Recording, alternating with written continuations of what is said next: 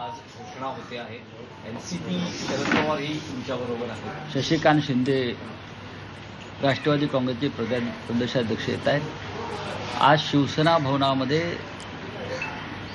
12:30 ते 1 ही वेळ ठरलेली आहे. साधारण तर संयुक्त वचननामा 3 पक्षांचा त्याचं प्रकाशन होईल आणि राज ठाकरे प्रदीर्घ काळानंतर शिवसेना भवनात येत आहेत. शशिकांत शिंदे येत आहेत. उद्धवजी आहेतच आणि ते पत्रकारांशी संवाद साधतील असं प्रकारचं आहे. आणि त्यानंतर आज काल आपण पाहिलं असं की उद्धवजींनी अनेक शाखांना भेटी दिल्या. सभांबरोबर शाखांना भेटी द्यावं. मग शिवसेना असेल किंवा मनसेच्या शाखा असतील त्यांना भेटी देऊन कार्यकर्त्यांमध्ये उत्साह निर्माण करावा.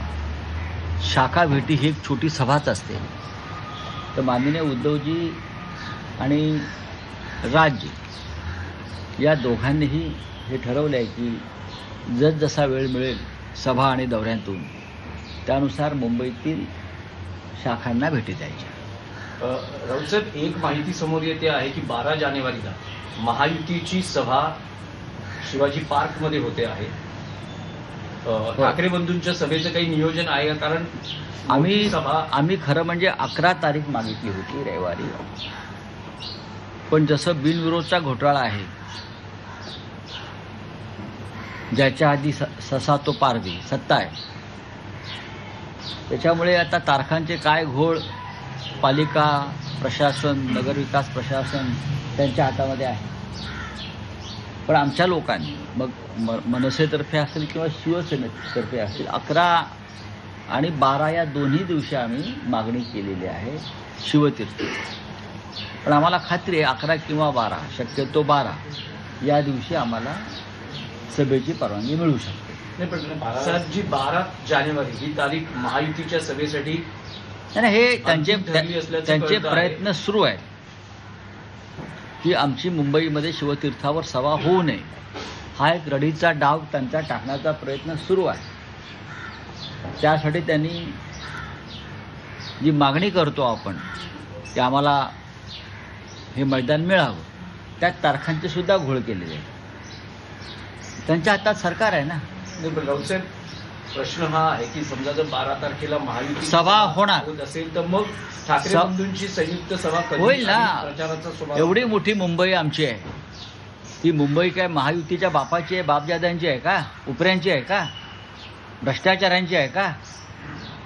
मुंबईवर गेल्या 60 वर्षापासून ठाकरेंचंच राज्य आहे, शिवसेनेचंच राज्य आहे. जवळजवळ बाळासाहेब ठाकरेंपासून आतापर्यंत एवढी मोठी मुंबई आहे. पण शिवतीर्थाला एक महत्त्व आहे. नक्कीच शिवतीर्थाला एक महत्त्व आहे. आणि त्याच्यामुळेच हे महायुतीचे मुंगळे बरं का, जे सत्तेच्या गुळाला चिटकून बसलेले आहेत, त्यांचा तो प्रयत्न आणि डाव ते सुरू आहे की आम्हाला शिवतीर्थावर सभा घेता येऊ नये. पण आम्ही कायद्याच्या चौकटीत राहून मागणी केलेली आहे आणि त्या संदर्भात निर्णय येईल. राऊतसाहेब, मुंबईतील ठाकरे बंधूंच्या युतीच्या उमेदवारांचं सगळं आपण एकूण समीकरण बघितलं तर संपूर्ण मुंबईत आश्चर्य व्यक्त होतं आहे की जे किरीट सोमय्या, जे उद्धव ठाकरेंचे, संजय राऊतांचे, शिवसेना उभाटाचे कट्टर विरोधक, महाराष्ट्राचे कट्टर विरोधक टीकाकार म्हणून बघितले जातात. किरीट सोमय्या हे महाराष्ट्राचे कट्टर विरोधक. नील सोमय्या यांच्या समोर शिवसेने उभाटानं उमेदवार दिलेला नाही. एनसीपीला ही जागा सोडली. एनसीपीचा अर्जही बाद ठरलेला. अशा वेळेस नील सोमय्या हे आता तसे बिनविरोध. आपल्याकडे तशी माहिती फार कमी आहे. मुळात किरीट सोमय्या हे फक्त शिवसेनेचे किंवा आमचे शत्रू नसून ते महाराष्ट्राचे शत्रू आहेत. ते महाराष्ट्राचे शत्रू आहेत पूर्णपणे. ते महाराष्ट्र द्वेष्टे आहेत, मराठी द्वेष्टे आहेत. आणि अशा महाराष्ट्राच्या दुश्मनांना निवडणुकीच्या रिंगणात भाजप आणत असेल तर भारतीय जनता पक्षाचे मनसुबे स्पष्ट होत आहेत. किरीट सोमय्यांची आतापर्यंतच्या सगळ्या भूमिका या महाराष्ट्र विरोधी आहेत. त्यांनी शालेय शिक्षणामध्ये मराठीलाही विरोध केला होता, मराठी सक्तीला. लक्षात घ्या, त्यासाठी ते उषा मेहतांबरोबर कोर्टात गेले होते. इथून सुरुवात करा. महाराष्ट्रातले अनेक मराठी उद्योजक, मराठी राजकारणी यांच्या विरोधात त्याने अमित शहांच्या सांगण्यावरून मोहीम उघडली.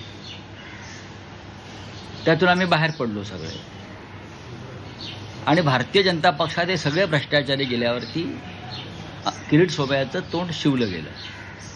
आता प्रश्न वॉर्ड क्रमांक 107 बरोबर, मुलुंडचा वॉर्ड क्रमांक 107 जिथे तुम्ही हा प्रश्न विचारला, जागा वाटपात त्या जागेचा आग्रह आणि हट्ट हा राष्ट्रवादी काँग्रेस शरद पवार यांनी केला. आम्ही त्यांना सांगितलं की ती जागा अत्यंत नाजूक आहे, आम्हाला ती लढणं गरजेचं आहे, पण आमच्याकडे चांगले उमेदवार आहेत, आपण सगळे मिळून ती जागा जिंकू. मग शेवटी नाईलाजाने आम्ही ती जागा त्यांच्याकडे दिली, त्यांच्या कोणी कार्यकर्त्याला त्यांनी उमेदवारी दिली, पण आम्ही सगळ्यांनी ठरवलं की राष्ट्रवादी काँग्रेसच्या उमेदवाराच्या मागे आपण उभं राहायचं.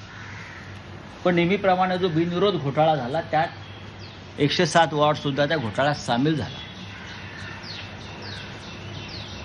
आता त्यानंतर हे मुलुंडचे नागडे पोपटलाल बिनविरोध बिनविरोध बिनविरोध माझ्या विरुद्ध कोणी ना असे नाचायला लागले.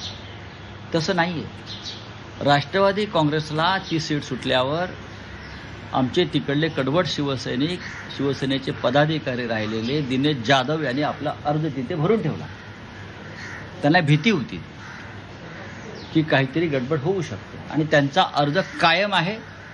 आणि कालच ते पत्र कुठे आहे, कालच माननीय शिवसेना पक्षप्रमुख उद्धव ठाकरे यांनी दिनेश जाधव हे अधिकृतपणे शिवसेना पुरस्कृत उमेदवार आहेत हे पत्रकार दिलेलं आहे. या आणि आता 107 क्रमांकामध्ये निलेश कोणतो सोमय्यांचे चिरंजीव नील सोमय्या आणि दिनेश जाधव यांच्यात लढत होईल.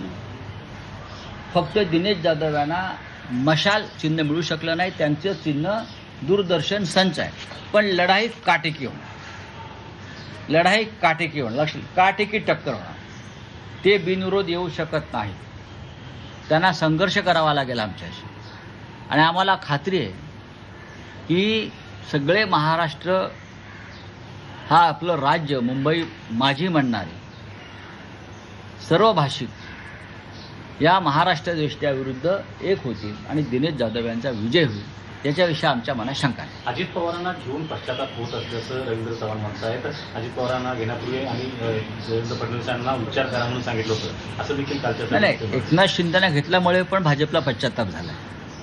ते दाखवत नाही, आता लवकरच बोलतील, कारण स्वतः रवींद्र चव्हाण यांनीच ते वक्तव्य नगरपालिका निवडणुकीत केलेली आहे.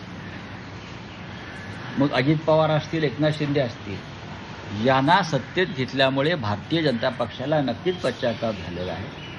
पण दिल्लीतले जे 2 नेते आहेत प्रमुख, त्यांच्या हट्टाखातर ते आजही सत्तेमध्ये आहेत, अमित शहा आणि मोदी. पण हे टेम्पररी व्यवस्था, ही तात्पुरती व्यवस्था. पश्चाताप दिल्लीलाही होतोय आता, पण त्यांना काही दिवस ढकलायच्या, खास करून महापालिका ढकलायची. त्यानंतर मग हा पश्चाताप उघडपणे बाहेर येईल, उद्रेक होईल आणि महाराष्ट्राच्या राजकारणामध्ये 100% उलथापालथ होईल. आत्ता त्यांचे सगळे लाड पुरवले जात आहेत. सध्या भारतीय जनता पक्षाबरोबर सत्तेत असलेले अजित पवार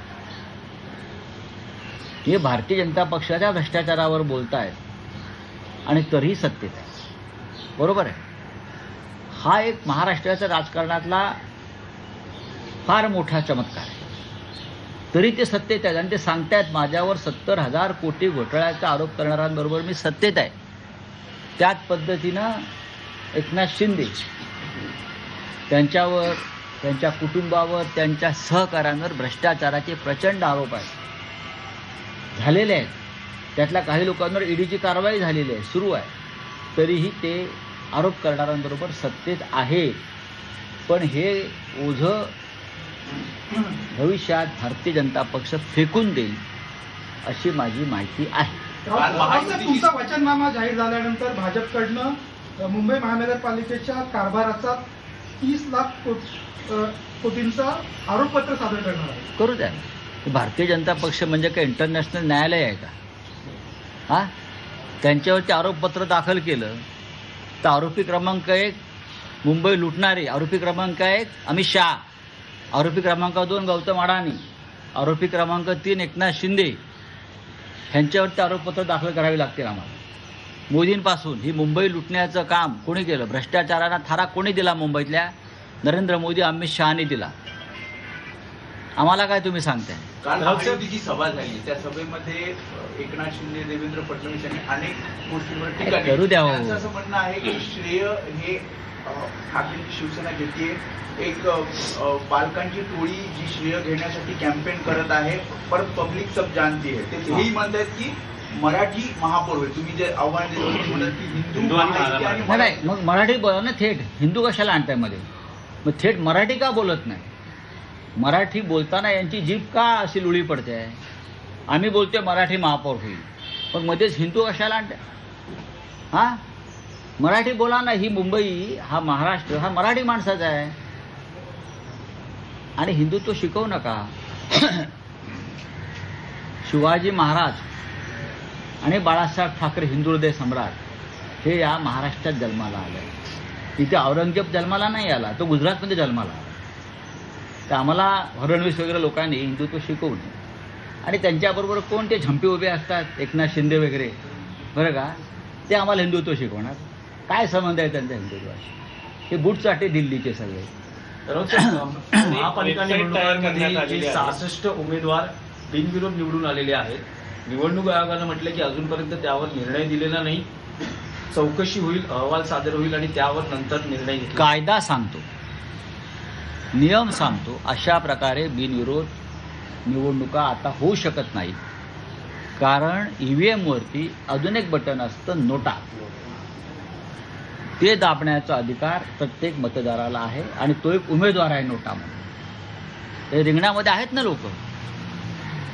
रिंगणामध्ये नोटा नावाचा उमेदवार आहे, जो कायद्यानं त्याला तिथे उमेदवारी मिळालेली आहे. आणि त्या नोटाला बरेच अधिकार आहेत. निवडणूक रद्द सुद्धा होऊ शकते. 21 नुसार अभिव्यक्ती स्वातंत्र्यावरती गदा येते म्हणून सर्वोच्च न्यायालयाने या संदर्भात निर्देश दिले होते. बरोबर आहे ना. तेव्हा हे काय काय सांगतायत? निवडणूक आयोगानं अहवाल कसला मागवलाय? कसले अहवाल मागवते निवडणूक आयोग? यांना सांगा, हे तुमचे आहेत ना नगरी विकास खात्याचे मंत्री, कायदा शिका. त्यांना सांगा रात्र शाळेत जा किंवा प्रौढ शाळेत जा, पण शाळेत जा.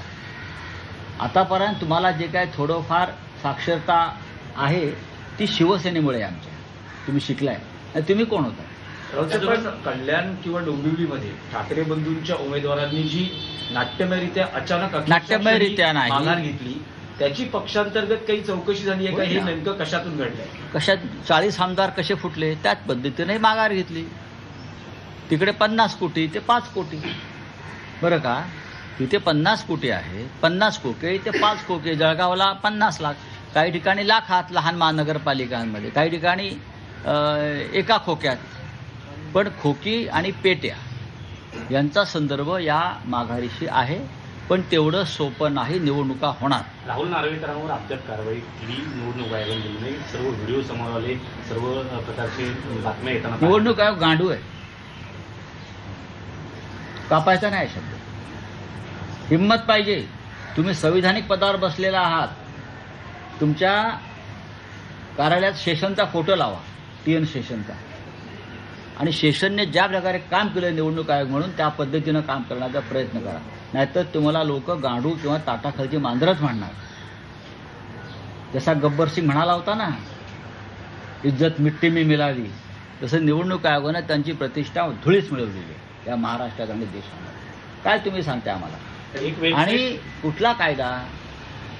मंत्री भरत गोगावलेचा सुपुत्र अजून फरारी कसा? 1 महिना होऊन गेला. Attempt to murder. बाकी सगळे मिळत आहेत. मंगेश काळोखोचे आरोपी सापडले, खोपोली सगळे सापडले. पण भरत गोगावलेंचा मुलगा, ज्याने अटेम्प्ट टू मर्डरचा प्रयत्न केला आहे, खुनाचा प्रयत्न, हत्येचा प्रयत्न केलेला आहे, तो गेल्या 1.5 महिन्यापासून फरारी आहे, बेपत्ता आहे. आणि महाराष्ट्राच्या पोलिसांना ते सापडत नसतील तर रायगडच्या जिल्हा प्रमुखांना जाब विचारला पाहिजे. राऊत साहेब, पण महाराष्ट्रात एक भयानक घटना अशी घडलेली आहे की बिनविरोध उमेदवारी किंवा बिनविरोध निवडणुका करण्याच्या नादात मनसेच्या एका पदाधिकाऱ्याचा सोलापूरला हत्या झाली. आहे. ही आज गंभीर अमित गोष्ट आहे. ठाकरे तिथे भेटायला जात नाही, आहेत. सोलापूरला- महाराष्ट्रातलं राजकारण कोणत्या दिशेला चाललंय? हे विचारा देवेंद्र फडणवीसना, गृहमंत्री आहेत ते. काल होते ना व्यासपीठावर सगळे, महाराष्ट्राचा चेहरा मोहरा बदलणार असं बोलले ना ते काल. महाराष्ट्राचा चेहरा मोहरा त्यांनी भ्रष्ट केला.